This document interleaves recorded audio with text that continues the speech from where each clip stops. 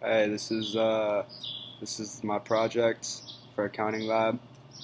Um, for the secretary, the company is Microsoft, and they compete in the industry of computer software, and they're one of the biggest in their industry. Um, they still release products that are new and innovative. That's how they compete with probably their biggest competitor right now, which is Apple.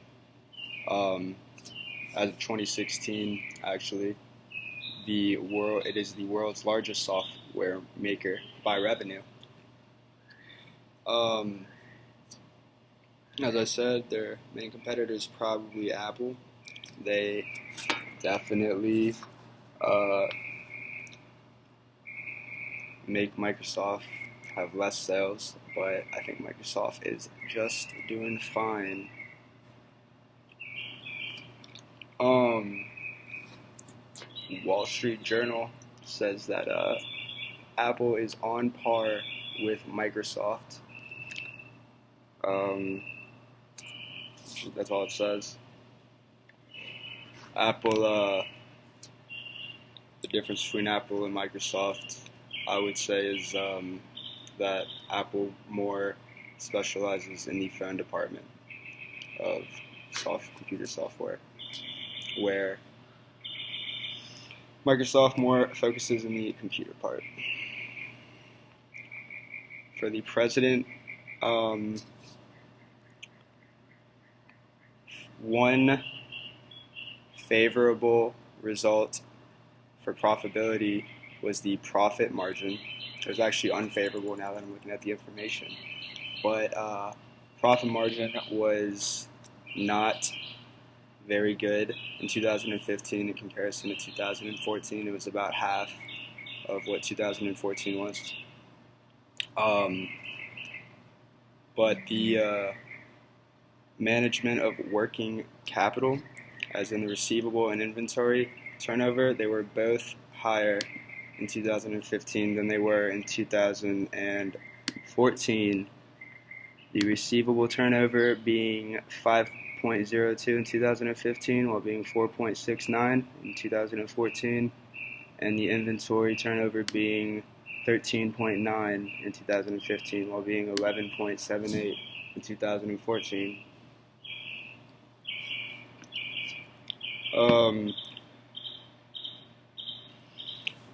Based on the review of the